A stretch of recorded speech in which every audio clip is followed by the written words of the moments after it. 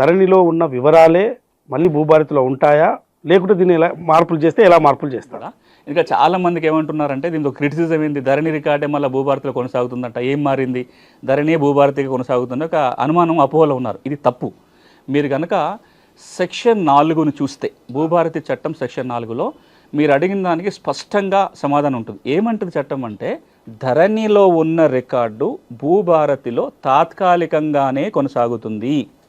ఏమవుతుంది తాత్కాలికంగా, తర్వాత ఏమవుతుంది అంటే ఒక 4 ఆప్షన్స్ పెట్టుంది దాంట్లో. ఒకటి, దీర్ఘకాలికంగా తెలంగాణ రాష్ట్ర ప్రభుత్వం భూముల రీసర్వే చేసి ఆ రీసర్వే ఆధారంగా కొత్త హక్కుల రికార్డు తయారవుతుంది. ఇది నెంబర్ 1.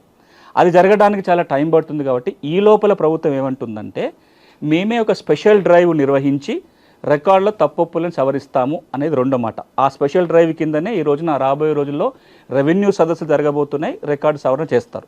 ఇక మూడోది, ఎవరైనా ఆ రికార్డులో తప్పొప్పులు ఉన్నాయని గుర్తించినట్లయితే వాటి మీద దరఖాస్తు పెడితే రికార్డు ప్యూరిఫికేషన్ జరుగుతుంది.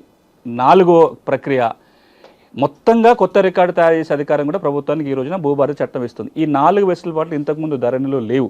అంటే ఇప్పుడు ఏమవుతుందంటే మెల్లమెల్లగా ఒక 6 నెలల నుంచి సంవత్సర కాలంలో పూర్తి రికార్డు ప్రక్షాళన జరుగుతుంది. మీరు ఒక మాట అడగొచ్చు, మొత్తం రికార్డు ప్రక్షాళన చేసినాకనే భూభారతి తేవచ్చు కదా, కొందరు అంటున్నారు అన్నమాట.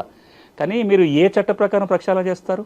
ఈ రోజు ధరణి తప్పులు ఉన్నాయి, ఏ చట్ట నియమం ప్రకారం దాన్ని సవరిస్తారు? దానికి ఒక చట్టం ఉండాలి కదా. ఇప్పుడు భూభారతి అందుకే చట్టం చేసింది. చట్టం చేసి ఈ తప్పులను సవరించే అధికారం మనం రెవెన్యూ యంత్రాంగానికి ఇచ్చాం.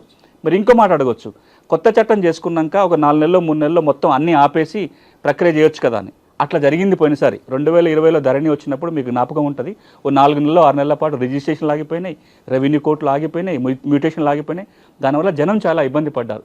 ఈరోజు మళ్ళీ అలాంటి ఇబ్బందులు రావద్దని దీన్ని తాత్కాలికంగా కొనసాగిస్తూ కొత్త రికార్డు తేబోతున్నాము. 1 సంవత్సర కాలంలో పూర్తి కొత్త రికార్డు వస్తుంది.